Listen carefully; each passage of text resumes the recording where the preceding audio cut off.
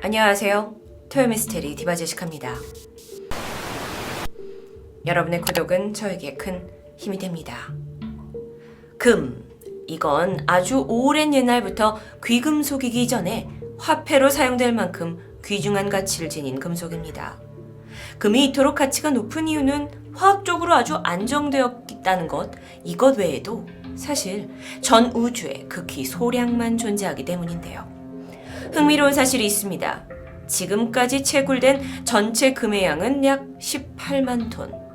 굉장히 많은 것 같지만 만약 이 금을 한 곳에 다 모은다면 조금 큰 규모의 10층짜리 빌딩 사이즈라고 하는데요. 이렇게 생각한다면 금의 희소성에 대해서 좀 느껴지시나요? 그런데 황금이 가득한 장소가 만약 어딘가 비밀스럽게 있다면 어떨까요? 그것을 당신이 발견한다면요. 옛날부터 분명 금맥을 찾으려고 인생을 바치는 사람들은 존재했습니다. 그리고 그중 가장 유명한 전설의 엘도라도에는 상상도 못할 만큼의 어마어마한 황금이 있다고 전해지는데요.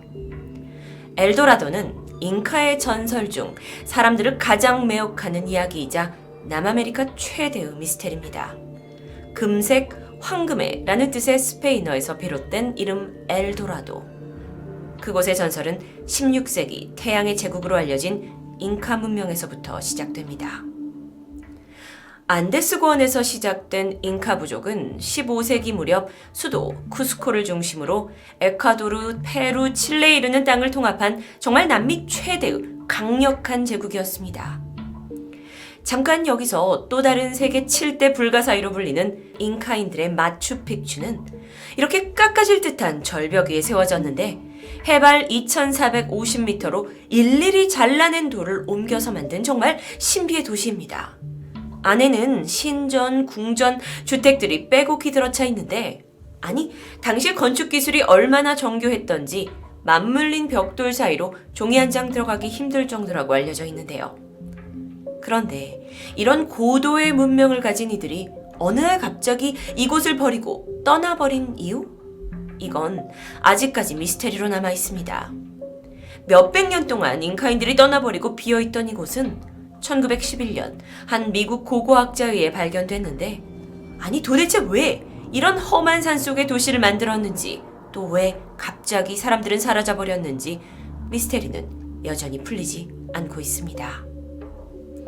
잉카 제국 이야기를 좀 더 해보면 워낙 금이 풍부했던 곳으로 당시 얼마나 풍요로웠는지 남아있는 유물로 확인할 수가 있는데요.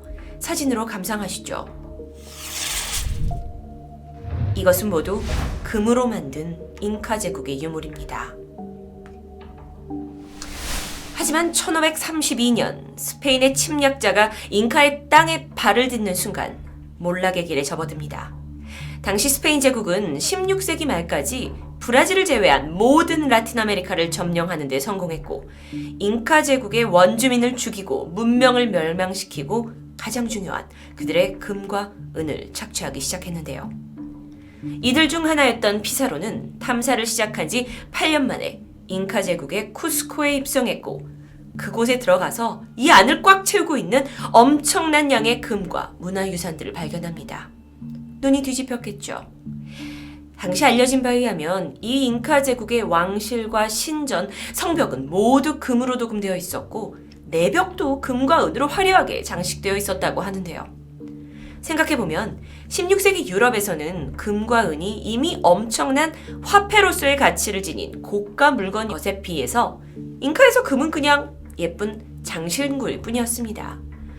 그러다 보니 피사로에겐 눈을 굴리는 곳마다 다들 금이 있으니까 그 병사들과 함께 가까운 마을에서부터 상습적인 약탈을 시작해 결국 잉카 황제의 군대와 맞닥뜨리게 됩니다. 제가 아까 잉카가 굉장한 문명 국가라고 했지만 아니 이와는 걸맞지 않게 이곳이 무기에 있어서는 아직 석기 시대 정도의 도구 사용 수준이었는데요. 그러다 보니 잉카인들은 고작해야 돌칼 아니면 이런 사진과 같은 나무 몽둥이에 돌을 꽂아서 만드는 무기가 다였습니다. 그런데 그에 비해 스페인은 유럽에서도 최고 품질을 자랑하는 특수강철 소재로 만든 검을 쓰고 있었는데 스페인에서 온 피사로의 군대는 180명, 이들이 잉카 제국의 4, 5천 명의 원주민을 다 도륙해버리고 잉카의 황제를 생포합니다. 자, 그리고는 피사로가 제안을 하게 되죠. 한 달 안에 가로 6.7m, 세로 5.2m, 높이 2.4m 이런 거대한 크기의 방을 금으로 채울 수 있는 조건을 내걸면서 네가 금을 가져와라. 그럼 내가 풀어주겠다. 라고 협상을 하는데요. 이에 잉카인들은 황제를 구하고자 금을 구해와서 조공하기 시작합니다. 이때 피사로가 놀라게 되죠. 생각보다 많은 양의 금이 빠른 시간에 모였기 때문입니다. 이건 금이 어딘가 더 있을 수도 있다란 얘기죠.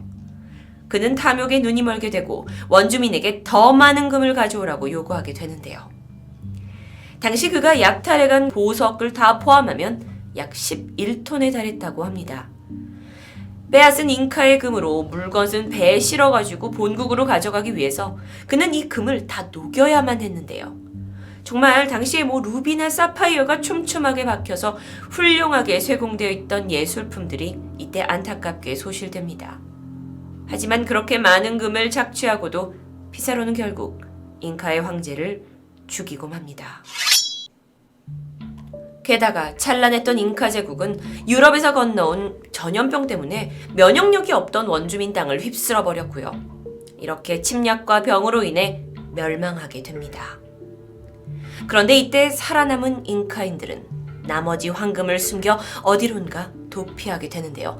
그들이 있는 곳이 바로 숨겨진 황금도시 엘도라도라는 전설로 불렸고, 이후 피사로가 가져온 금에 깜짝 놀란 유럽인들은 엘도라도를 가서 찾아야 된다라는 탐험을 멈추지 않게 됩니다.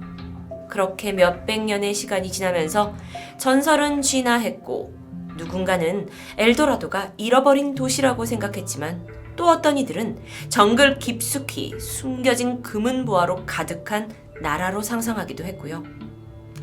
자, 그런데 현재 가장 유력해 보이는 전설의 엘도라도는 먼저 파이티티라는 잉카의 후예가 세운 비밀의 도시가 있습니다.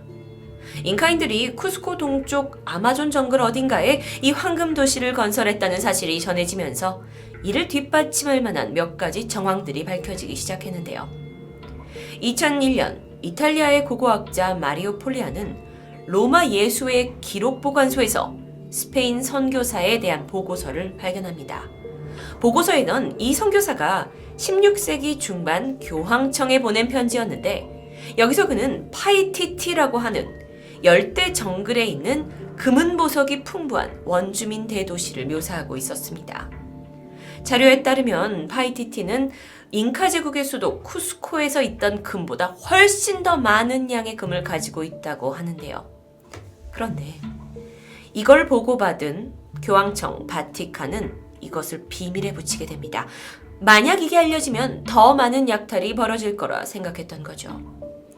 이때 교황청의 결단이 없었더라면 엘도라도는 밝혀졌을까요? 어쨌든 정글 한가운데 존재한다는 금의 도시 엘도라도 파이티티를 찾으려는 고고학자들 또는 황금 사냥꾼들의 시도는 계속됩니다. 그러다 2001년 아마존 정글에서 잉카 제국에서 사용하던 도자기의 일부 조각이 발굴됐고 이를 토대로 고고학자들이 붙어서 합동 연구를 진행하지만 끝내 파이티티는 발견할 수 없었습니다. 하지만요, 또 다른 유력한 엘도라도가 존재한다는 설이 있습니다. 정확한 위치까지 나와 있는데요. 바로 이곳은 콜롬비아의 구아타비타 호수입니다. 실제로 16세기부터 수백 년간 정말 많은 탐험대가 이곳을 찾으려 했고 목숨까지 빼앗겼던, 사실 21세기 들어서까지 실제 엘도라도로 여겨지던 장소입니다. 그 이유를 살펴보면 16세기 콜롬비아 북쪽에 거주하던 무이스카 종족이 이 구아타비타 호수의 연안에 모여서 어떤 신비로운 의식을 했는데요. 의식은 먼저 사람들에게 둘러싸인 부족장이 황금으로 장식된 이 뗏목에 올라타고는 호수 중앙까지 갑니다. 그리고 나서 족장이 입던 옷을 벗고는 온몸에 금가루를 뿌려서 금칠을 하죠. 이후 준비해온 금과 에메랄드를 호수에 집어 던지면서 이 의식은 이 종족의 번성을 기원하는 겁니다. 금을 제물로 바치는 거죠. 실제 이 의식은 그냥 말로만 전해지는 것이 아니라 그 당시의 모양을 이렇게 금으로 세공해서 만든 아주 귀중한 보물이 존재합니다. 엘도라도의 보물이라고 불리고도 있죠. 그러다 보니 이 보물을 보고 와, 엘도라도, 이 구아타비타 호수만 찾으면 우리에게 엄청난 금을 가져다 주겠구나 하는 꿈을 불러일으키게 됩니다. 이게 족장만 했던 게 아닙니다. 족장이 금을 뿌리고 또 호수에다 버리는 이 의식을 끝내면 이후 이 호숫가에 있던 마을 사람들이 다 황금을 몸에 뿌리고 자기가 가지고 있던 황금을 호수에다 버렸다라고 전해지는데요. 아주 호화로운 의식이죠. 소위 금낭비 의식.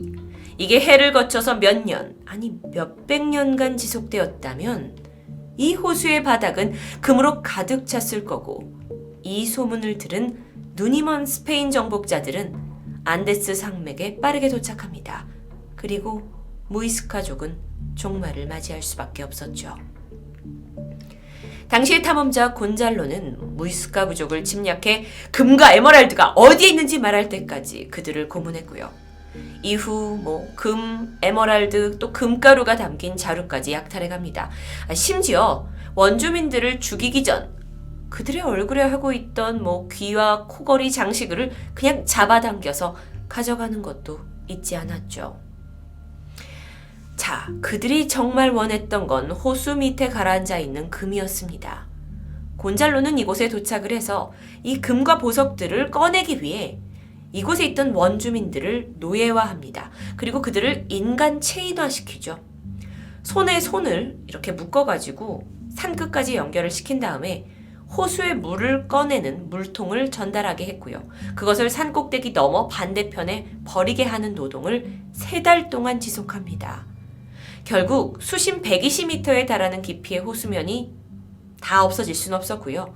겨우 2.7m 정도만 줄였을 뿐인데, 그렇다 하더라도 수백 개의 금덩어리와 보석들을 채집하는데 성공했다고 전해집니다.